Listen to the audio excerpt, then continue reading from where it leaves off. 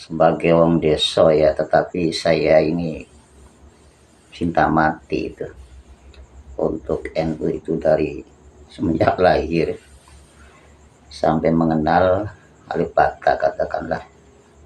Insya Allah saya ikuti semua tuntunan jalan atau manhaj ya yang dibimbing, yang kita dapatkan daripada ulama-ulama sepuh, khususon ini Hadratus Syekh yang kita muliakan itu. Bimbingan tuntunan yang saya kira itu sangat sesuai sekali ya dengan kondisi yang di Nusantara ini, yang semua itu bersumber dari Quran, hadis, qiyas, ijma. Dalam ubudiyah muamalah, dalam hablum minallah wa hablum minannas, alhamdulillah ini saya tertuntun dengan apa yang dituntun oleh para sepuh Khadratun Syekh Hasyim Asy'ari. Dari kecil sampai sekarang saya cinta mati pada NU itu, meskipun saya tidak pernah itu dianggap atau masuk dalam organisasi NU. Kiai-kiai, ustadz-ustadz itu yang di kampung-kampung juga itu ternyata sama dengan saya ya, di kampung yang bukan kampungan, alim ya, ngelotok itu pada alfiyah itu, fikih dan lainnya juga itu, fan-fan ilmunya juga itu luas. Banyak sekali di kampung-kampung itu kiai-kiai yang tidak masuk organisasi NU tapi cinta mati dengan NU. Ikut total itu jalan yang ditempuh oleh para sepuh NU yang dibuat oleh Hadratus Syekh Hasyim Asy'ari. Bahkan di wilayah saya lebih banyak kiai yang tidak masuk organisasi tapi sangat militan sekali ya, cintanya kepada NU luar biasa. Kitab-kitab ini sampaikan juga ya, sebagaimana kitab-kitab sepuh, karena mereka ini kan juga alumni daripada pondok-pondok GGNU ya. Kalau di daerah saya itu banyak sekali yang dari Kempek, yang kepunyaan Kiai Haji Akil Siros ya, Kang Mustafa, Kang Ja'far itu yang membimbing mengasuh santri pondok pesantren Kempek gitu. Banyak sekali itu lulusan dari Kempek itu yang jadi kiai, jadi ustaz itu, yang mewarnai desa dalam hal pencerahan rohani ya, atau mencerdaskan pendidikan agama khususnya itu. Dan mereka tidak banyak ikut organisasi NU itu, tapi Masya Allah saya pribadi yang tidak masuk organisasi NU itu, ketika di media sosial ada coba-coba yang menyinggung-nyinggung ya ulama-ulama NU atau paham NU itu, saya nggak betah diam, itu pasti saya hadapi itu. Bahkan saya punya catatan itu, perdebatan saya dengan Wahabi, dengan Salafi itu. Saya punya catatan bukunya itu, yang saya bukukan maksudnya itu, perdebatan itu. Itu karena saking cintanya pada NU, saking hormat dan memuliakannya kepada GGNU itu. Bahkan alhamdulillah ini saya sudah berusaha menyusun buku ya mengenai KNU-an itu dari berbagai sudut atau dari berbagai pandangan ya tentang ya kebaikannya ya, tentang hal yang positifnya, tentang hal yang edukasi atau mendidiknya gitu ya. Sudah ratusan halaman itu sudah saya buat, mudah-mudahan saja Allah meridhoi bahwa saya ingin membuktikan diri sampai mati pun saya tetap cinta NU ya, yang bersumberkan ajarnya itu atau paham itu berdasar Al-Quran, hadis, qiyas, ijma itu ya. Makanya ketika ada baru-baru ini oknum-oknum yang menghina, merendahkan ulama-ulama NU ya, dari Kiai Akil Siros atau Kang Akil Siros yang saya kenal, maksudnya saya tahu ya semenjak kiprah mudanya yang luar biasa, kecerdasannya, kealimannya, kewibawaan dan harismanya ya, di tengah umat itu ya, berdakwah jadi mubaligh kemana-mana itu, bukan hanya tingkat daerah saja tapi tingkat nasional itu ya. Bahkan di luar negeri itu luar biasa itu kealiman beliau, harisma beliau itu ya. Saya menyaksikan sering ya ceramahnya Kang Akil itu, Kang Akil Siros itu, karena saya dekat ini ya tempat saya ke Pondok Kempe itu, dan banyak alumni-alumni dari Kempe daerah saya itu, bahkan mayoritas gitu ya.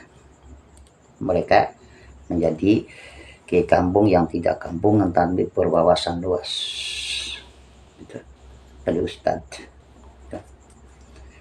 Nah, oleh karena saya cinta ya, maka siapapun yang mencoba-coba untuk menghina, merendahkan ya, atau mengisi paham daripada paham NU ya, saya hadapi itu. Dan ketika ada oknum-oknum yang menghina ulama-ulama NU, NU, saya menangis itu. Betapa sakit hati saya itu. Bahkan sampai Kiai Akil Siros yang waktu itu juga jadi ketua NU yang dihasut itu ya, dihina, direndahkan oleh oknum-oknum itu. Sakit hati saya itu. Begitulah ya, mungkin ya saja ini bukan hanya saya tapi juga banyak warga NU, kiai NU atau ustadz-ustadz NU ya, yang juga merasakan seperti yang saya rasakan itu. Dan oleh karena demikian inilah kemudian ketika ada kisruh nasab ini, kita berharap gitu, khususnya untuk Al-Mukarram itu Gus Yahya Khalil Stakuf ya, untuk memberikan sikap yang tegas, setidaknya itu memberikan semangat itu ya bagi warga Nahdliyin yang kritis, yang berani ya, yang tegas, lugas itu, membongkar tentang perihal pernasaban itu. Di mana kiai-kiai yang membongkar pernasaban keabsahannya itu kan bukan berdasarkan kebencian, apalagi adu domba, apalagi benci ya terhadap Ahlul Bait atau juga kepada suriah Nabi, tidak sama sekali. Munculnya tesis Kiai Haji Imaduddin, munculnya tanggapan ya daripada kiai-kiai NU yang mempersoalkan nasab, bukanlah bentuk daripada mereka kurang kerjaan, tapi panggilan dari hati, gitu loh.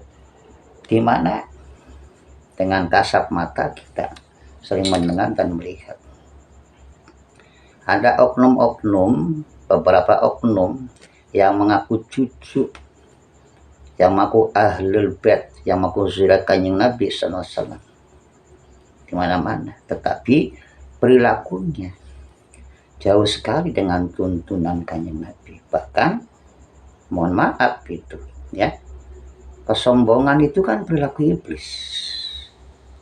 Mereka-mereka yang menolak dari masukan nasihat, mereka-mereka yang suka merendahkan diri, mengagungkan dirinya, yang mengutang dirinya, itu kan perilaku iblis.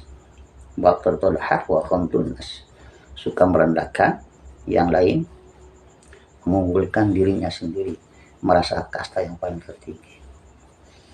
Itu silahkan, kalau merasa tinggi silahkan, tetapi ketika ya sikapnya itu merendahkan ulama, merendahkan kiai, ini yang menjadi kita sakit dan kesal ya terhadap oknum itu. Apalagi sampai gara-gara hanya ya ingin diakui sebagai cucunya Nabi hanya pada diri dan golongannya saja, ia juga dengan Masya Allah menyatakan bahwa nasab wali songo itu terputus, dan lain-lain sikap doktrin-doktrin yang para oknum habaib itu yang sangat sekali ya jauh daripada tuntunan ahli sunnah wal jamaah, atau di luar logika gitu ya, sehingga banyak dikhawatirkan ya, khususnya ini umat yang awam ya, ini terjebak, itu terseret pada sikap-sikap yang sebetulnya itu menyimpang daripada ajaran Kanjeng Nabi SAW, dan mereka hanya ta'assub, hanya tunduk, hanya mengikuti gelar yang dipromosikan oleh oknum-oknum yang mengaku cucu Nabi, mengaku Ahlul Bait, yang seolah ya punya derajat yang maksum, yang tidak punya dosa dan salah gitu. Dan menjanjikan husnul khotimah, surga dan sebagainya, dan yang tidak mengikuti itu ibarat mereka-mereka yang tidak naik kapal pada saat adanya bencana banjir ya, bandang itu kan, celakalah itu kan, sul khotimah lah, tidak mendapatkan syafaat lah. Ini doktrin-doktrin yang kacau, yang ngawur, yang justru di satu sisi membuat kepencut orang-orang awam. Dan sehingga apa? Sehingga dikhawatirkan kalau seperti ini, insya Allah generasi muda yang akan datang itu bagaimana kondisinya. Mereka lama-kelamaan meninggalkan para kiai, para ulama. Padahal para kiai, para ulama Nusantara juga tidak sedikit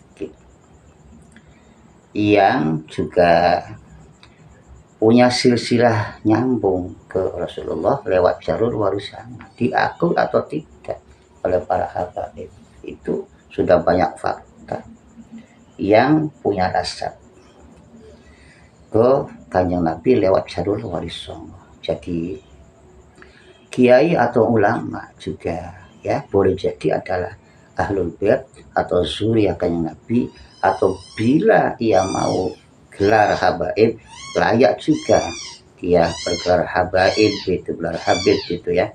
Tetapi di Nusantara ini ya, turunan atau cucu atau zuriyah Kanjeng Nabi itu kebanyakan bergelarnya bukan habib tetapi Sayyid, Syarif, Tubagus, Ajengan, bahkan kiai pun yang tidak ya disangka bahwa boleh jadi, bahkan orang biasa pun boleh jadi adalah zuriyah Kanjeng Nabi gitu loh ya. Jadi kalau ada semisalnya itu oknum habib yang warning atau menakut-nakuti pada entah itu ulama kiai, entah itu orang biasa, dikatakanlah orang biasa, kemudian ya yang katanya membenci, menjauhi habaib, maka tidak akan selamat. Boleh jadi Anda oknum habaib yang menakut-nakuti dengan kualat yang akan kena kualat, yang menakut-nakuti dengan seolah tidak perahu tidak selamat, boleh jadi Anda tidak selamat. Yang menakut-nakuti tidak akan mendapat syafaat, justru boleh jadi para oknum habaib yang mengatakan tidak bakal mendapatkan syafaat lantaran ada kebencian pada anak, golongan anak. Karena apa?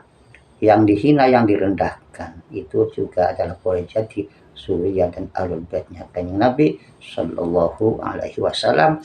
Boleh jadi Anda yang mencatut nama Kanjeng Nabi, yang perilakunya dari Kanjeng Nabi akan berhadapan dengan Kanjeng Nabi. Kepada Gus Yahya, runtut ya persoalan-persoalan ini saya perhatikan sangat penting ya, dengan bagaimana menjaga akidah, menjaga kerukunan, dan menjaga kesatuan NKRI gitu ya. Jadi perlu ada semangat ya, sikap menyemangati atau juga mendukung, membela warga-warga Nadliyin yang kritis, seperti contohnya Kiai Imad dan kawan-kawan itu. Mereka bukan orang yang kurang kerjaan, justru panggilan, tanggung jawab moral ya, tanggung jawab untuk bagaimana membersihkan, menjaga ya, melindungi kemuliaan Kanjeng Nabi Muhammad SAW, melindungi habib-habib yang masih istiqomah dan lurus, melindungi para ulama ya, dari oknum-oknum yang mengaku cucu Nabi, yang mengaku zuriyah Nabi, ahlul bait Nabi, tetapi sekali lagi perilakunya jauh gitu dari apa yang dituntunkan oleh Kanjeng Nabi, yang menurut kita itu justru kalau dibiarkan akan mencoreng gitu, merusak nama kemuliaan Nabi, merusak ahlul bait, merusak zuriyah Nabi, merusak ulama. Maka ya sewajarnya lah itu kalau ada kemudian muncul ya reaksi-reaksi, aksi-aksi ya dari para orang-orang yang punya tanggung jawab melindungi, menjaga ya dari hati nuraninya itu. ya seperti dululah itu. Gus Dur seperti dulu tuh Kiai Akil Siros itu, Kang Siros, Kang Akil Siros itu yang tegas.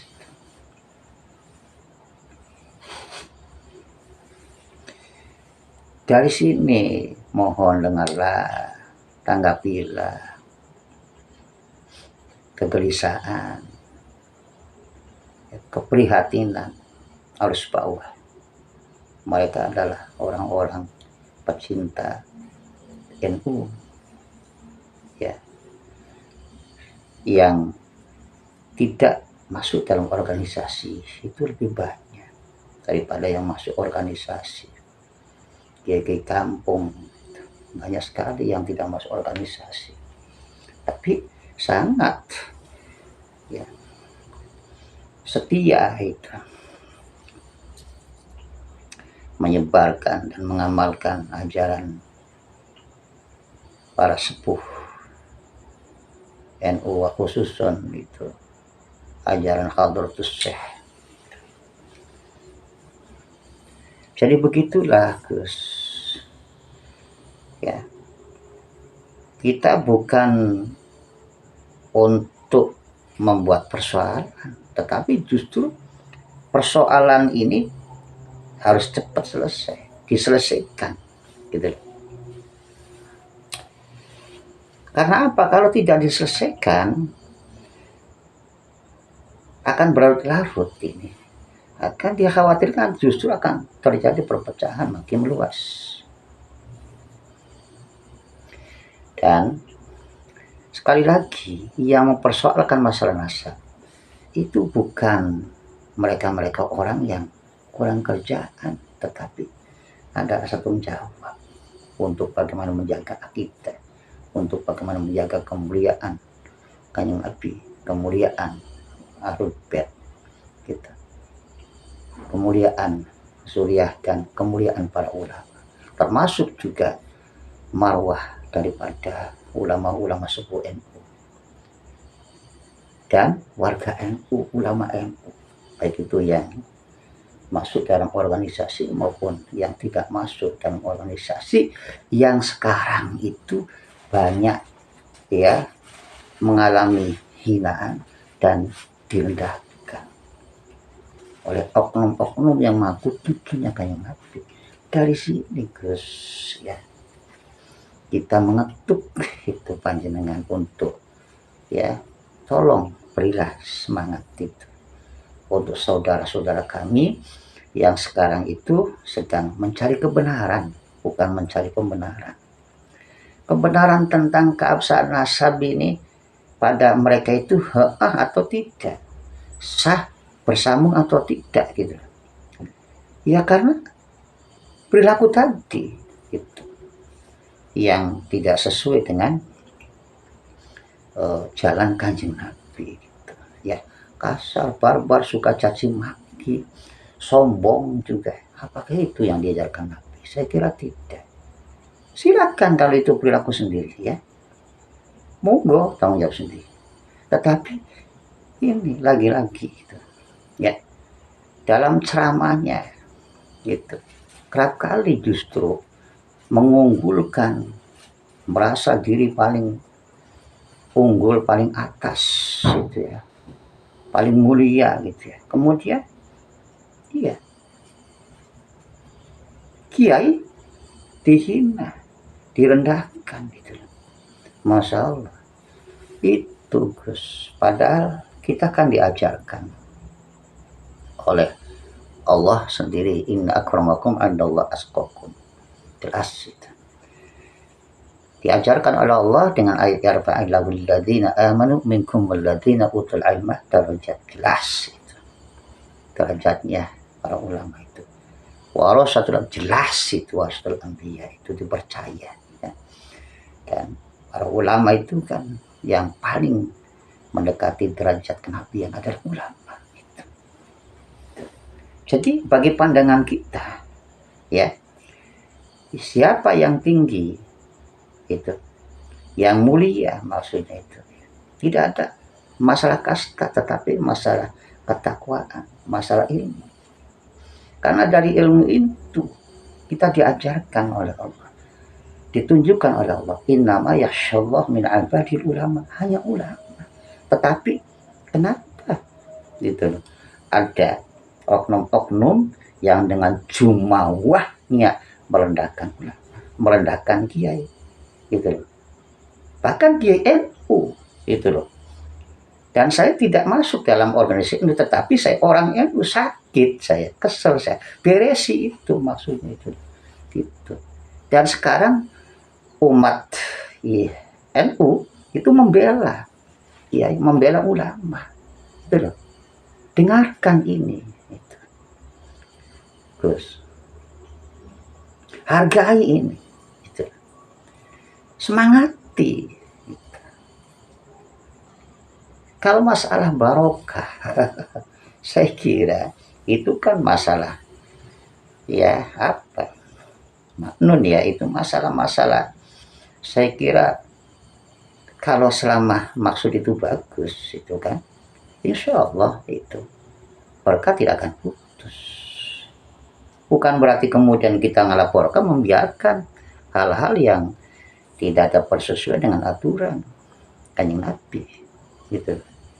Saya kira berkah bisa didapat dari manapun, yang penting kita terus pada alur dan jalur yang benar, tidak ngotot atau mencari-cari pembenaran. Dan apa yang dilakukan oleh ya Kiai Imad atau yang lain-lain itu untuk mempertanyakan kejelasan keabsahan nasab daripada sebagian oknum Habib yang tidak sesuai akhlak Kanjeng Nabi, itu saya kira dalam rangka untuk mencari kebenaran. Dan itu saya kira sudah benar, yang harus kita dukung. Itu. Tetapi sekali lagi setelah banyak ini ya warga-warga NU yang mengetuk hati panjenengan, tetapi panjenengan masih tetap kokoh dalam artian tidak ada nampak sikap ketegasan untuk membela warga sendiri, kemudian kokoh dengan pendapatnya sendiri ya, ngomong-ngomong saja lah, ngomong-ngomong kalau begitu. Demikian ya, ini pendapat orang awam, pendapat orang jahil ya Gus, tapi saya tetap cinta NU, cinta NKRI. Itu saja. Billahi taufiq wal hidayah. Assalamualaikum warahmatullahi wabarakatuh.